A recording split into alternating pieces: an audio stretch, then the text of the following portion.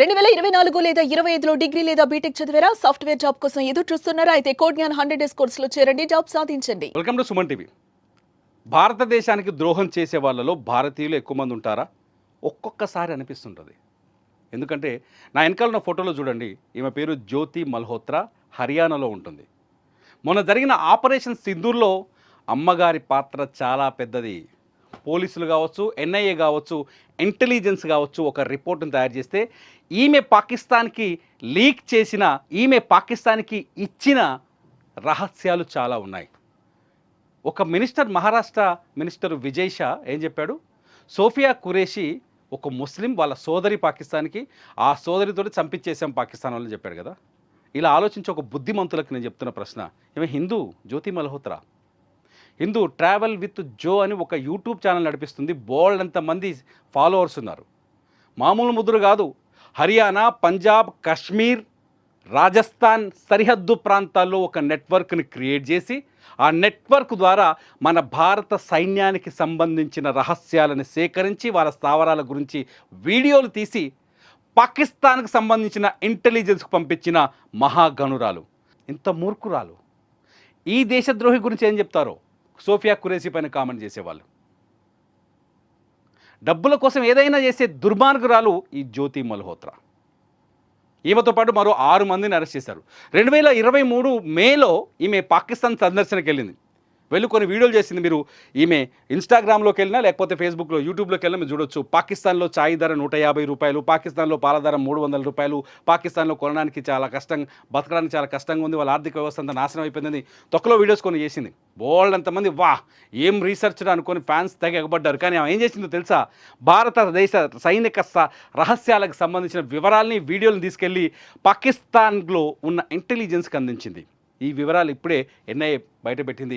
వీళ్ళంతా స్లీపర్ సెల్స్గా పనిచేశారు పాకిస్తాన్ దేశానికి, పాకిస్తాన్ ఉగ్రవాద మూకకి. కొద్దిసేపటి క్రితమే జ్యోతి మల్హోత్రాతో పాటు మరో 6 మంది యంగ్ టీంని, ఈమె టీంని అందరినీ అదుపులోకి తీసుకున్నారు హర్యానాలో ఎన్ఐఏ. వీళ్ళని ఇప్పుడు జైల్లో వేసి లెక్కలన్నీ ఎరగదీస్తున్నారు, లెక్కలన్నీ బయటపెట్టిస్తున్నారు. సో సోఫియా ఖురేషి లాంటి ఒక దేశభక్తురాలిపైన కామెంట్ చేసేటప్పుడు దేశద్రోహులు మనలో ఎంతమంది ఉన్నారో ఒకసారి ఆలోచించుకోవాల్సిన అవసరం ఉంది. ఈమె 2023లో పాకిస్తాన్కి వెళ్ళేటప్పుడు ఢిల్లీలో ఉన్న పాకిస్తాన్ హై కమిషన్లో ఒక వ్యక్తి, ఆయన పేరు ఏంటంటే ఈషాన్ అర్ రహీం, ఆయన పేరు డానిష్, ఉరఫ్ డానిష్ అంటారు. ఆయనతో కొంత పరిచయం ఏర్పాటు చేసుకుంది.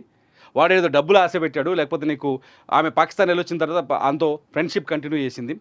మామూలు ఫ్రెండ్షిప్ కాదు, దోహా కూడా వెళ్ళిందంట. వివిధ దేశాల్లో ఉన్న టూరిస్ట్ పాస్ట్లో కూడా వెళ్ళొచ్చిందంటే ఇంకా ఆమె ఇన్స్టాగ్రామ్ వీడియో చూస్తే మీకు అర్థమైపోద్ది. సో ఆ స్నేహాన్ని డబ్బు కింద మార్చుకునే ప్రయత్నంలో ఈ దేశానికి ద్రోహం చేసింది. ఆ స్నేహాన్ని డబ్బు కింద మార్చుకునే ప్రయత్నంలో ఆ ఈషాను పరిచయం చేసిన పాకిస్తాన్ ఇంటెలిజెన్స్ బృందానికి భారతదేశంలో వాళ్ళకి కావాల్సిన డేటాను ఫోటోల రూపంలో, సమాచారం రూపంలో వాట్సాప్, టెలిగ్రామ్ అండ్ ఫేస్బుక్ ఇటువంటి ఎన్క్రిప్టెడ్ నెట్వర్క్ల ద్వారా వాళ్ళ చేతుల్లో పెట్టింది. జ్యోతి మల్హోత్రా ప్రస్తుతం పోలీస్ ఎన్ఐఏ అదుపులో ఉంది. జ్యోతి మల్హోత్రాని ప్రస్తుతం ఎన్ఐఏ విచారిస్తుంది. ఇలాంటి దేశద్రోహులు ఇంకా ఎంతోమంది ఉండొచ్చు మన మధ్యలో. ఒకసారి ఆలోచించండి. పాకిస్తాన్తో యుద్ధం చేయడం వేరు, చైనాతో యుద్ధం చేయడం వేరు. చైనాతో యుద్ధం చేస్తే నేరుగా ఉంటుంది పోరాటం, పాకిస్తాన్తో యుద్ధం చేస్తే ఇటువంటి ద్రోహులతో చేయాల్సి వస్తుంది పోరాటం. ఎందుకంటే పాకిస్తాన్ భారతదేశం నిండా స్లీపర్ సెల్స్ని, నెట్వర్క్ని ఏర్పాటు చేసుకుంది. డబ్బుకి దాసోహం అయ్యే వాళ్ళందరినీ వలలో వేసుకొని తమ దగ్గర నిధిగా ఉంచుకుంది పాకిస్తాన్. ఈ స్లీపర్ సెల్స్, ఈ దేశద్రోహులతోనే ఎక్కువ ప్రమాదం జరిగే అవకాశం ఉంది. మీరేమంటారు? నా అభిప్రాయంతో మీరు ఏకీభవిస్తున్నారా, లేకపోతే వ్యతిరేకిస్తున్నారా? నిర్భయంగా మీ అభిప్రాయాన్ని కామెంట్ రూపంలో తెలియజేయండి. మీ కామెంట్స్ బాగుంటే నేరుగా నేను మరో వీడియో చేస్తాను. చూస్తూనే ఉండండి సుమన్ టీవీ. సుమన్ టీవీ. భారతదేశానికి ద్రోహం చేసే వాళ్ళలో భారతీయులు ఎక్కువ మంది ఉంటారా? ఒక్కొక్కసారి అనిపిస్తుంటుంది. ఎందుకంటే నా వెనకాల ఉన్న ఫోటోలో చూడండి, ఈమె పేరు జ్యోతి మల్హోత్రా, హర్యానాలో ఉంటుంది. మొన్న జరిగిన ఆపరేషన్ సింధూర్లో అమ్మగారి పాత్ర చాలా పెద్దది. పోలీసులు కావచ్చు, ఎన్ఐఏ కావచ్చు, ఇంటెలిజెన్స్ కావచ్చు, ఒక రిపోర్ట్ని తయారు చేస్తే ఈమె పాకిస్తాన్కి లీక్ చేసిన, ఈమె పాకిస్తాన్కి ఇచ్చిన రహస్యాలు చాలా ఉన్నాయి. ఒక మినిస్టర్, మహారాష్ట్ర మినిస్టర్ విజయ్ షా ఏం చెప్పాడు? సోఫియా ఖురేషి ఒక ముస్లిం, వాళ్ళ సోదరి పాకిస్తాన్కి, ఆ సోదరితో చంపించేసాం పాకిస్తాన్ వాళ్ళని చెప్పాడు కదా. ఇలా ఆలోచించి ఒక బుద్ధిమంతులకు నేను చెప్తున్న ప్రశ్న, ఈమె హిందూ, జ్యోతి Malhotra Hindu travel with Jo అని ఒక యూట్యూబ్ ఛానల్ నడిపిస్తుంది. బోల్డ్ అంతమంది ఫాలోవర్స్ ఉన్నారు. మామూలు ముద్దులు కాదు. హర్యానా, పంజాబ్, కాశ్మీర్, రాజస్థాన్ సరిహద్దు ప్రాంతాల్లో ఒక నెట్వర్క్ని క్రియేట్ చేసి ఆ నెట్వర్క్ ద్వారా మన భారత సైన్యానికి సంబంధించిన రహస్యాలను సేకరించి వాళ్ళ స్థావరాల గురించి వీడియోలు తీసి పాకిస్తాన్కి సంబంధించిన ఇంటెలిజెన్స్కు పంపించిన మహాగణురాలు. ఇంత మూర్ఖురాలు. ఈ దేశద్రోహి గురించి ఏం చెప్తారో సోఫియా ఖురేషీ పైన కామెంట్ చేసేవాళ్ళు. డబ్బుల కోసం ఏదైనా చేసే దుర్మార్గురాలు ఈ జ్యోతి మల్హోత్రా. ఈమెతో పాటు మరో 6 మందిని అరెస్ట్ చేశారు. 2023 మేలో ఈమె పాకిస్తాన్ సందర్శనకి వెళ్ళింది. వెళ్ళి కొన్ని వీడియోలు చేసింది. మీరు ఈమె ఇన్స్టాగ్రామ్లోకి వెళ్ళినా లేకపోతే ఫేస్బుక్లో, యూట్యూబ్లోకి వెళ్ళినా మీరు చూడొచ్చు. పాకిస్తాన్లో ఛాయ్ ధర 150 రూపాయలు, పాకిస్తాన్లో పాల ధర 300 రూపాయలు, పాకిస్తాన్లో కొనడానికి చాలా కష్టం, బతకడానికి చాలా కష్టంగా ఉంది, వాళ్ళ ఆర్థిక వ్యవస్థ అంతా నాశనం అయిపోయిందని తొక్కలో వీడియోస్ కొన్ని చేసింది. బోల్డ్ అంతమంది వా ఏం రీసెర్చ్ అనుకొని ఫ్యాన్స్ తెగ ఎగబడ్డారు. కానీ ఆమె ఏం చేసిందో తెలుసా? భారతదేశ సైనిక రహస్యాలకు సంబంధించిన వివరాలని, వీడియోలను తీసుకెళ్ళి పాకిస్తాన్లో ఉన్న ఇంటెలిజెన్స్కి అందించింది. ఈ వివరాలు ఇప్పుడే ఎన్ఐఏ బయటపెట్టింది. వీళ్ళంతా స్లీపర్ సెల్స్గా పనిచేశారు పాకిస్తాన్ దేశానికి, పాకిస్తాన్ ఉగ్రవాద మూకకి.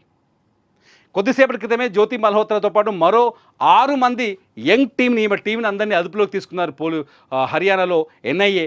వీళ్ళని ఇప్పుడు జైల్లో వేసి లెక్కలన్నీ ఎరగదీస్తున్నారు, లెక్కలన్నీ బయటపెట్టిస్తున్నారు. సో సోఫియా ఖురేషీ లాంటి ఒక దేశభక్తురాలిపైన కామెంట్ చేసేటప్పుడు దేశద్రోహులు మనలో ఎంతమంది ఉన్నారో ఒకసారి ఆలోచించుకోవాల్సిన అవసరం ఉంది.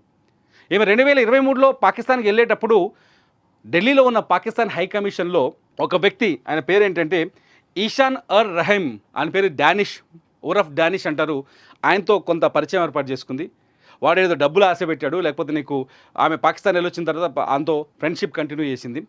మామూలు ఫ్రెండ్షిప్ కాదు, దోహా కూడా వెళ్ళిందంట. వివిధ దేశాల్లో ఉన్న టూరిస్ట్ పాస్ట్లో కూడా వెళ్ళొచ్చిందంటే ఇంకా ఆమె ఇన్స్టాగ్రామ్ వీడియో చూస్తే మీకు అర్థమైపోద్ది.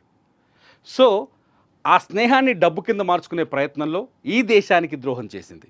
ఆ స్నేహాన్ని డబ్బు కింద మార్చుకునే ప్రయత్నంలో ఆ ఈశాన్ పరిచయం చేసిన పాకిస్తాన్ ఇంటెలిజెన్స్ బృందానికి భారతదేశంలో వాళ్ళకి కావాల్సిన డేటాను ఫోటోల రూపంలో, సమాచారం రూపంలో వాట్సాప్, టెలిగ్రామ్ అండ్ ఫేస్బుక్ ఇటువంటి ఎన్క్రిప్టెడ్ నెట్వర్క్ల ద్వారా వాళ్ళ చేతుల్లో పెట్టింది. జ్యోతి మల్హోత్రా ప్రస్తుతం పోలీస్ ఎన్ఐఏ అదుపులో ఉంది. జ్యోతి మల్హోత్రాని ప్రస్తుతం ఎన్ఐఏ విచారిస్తుంది. ఇలాంటి దేశద్రోహులు ఇంకా ఎంతోమంది ఉండొచ్చు మన మధ్యలో.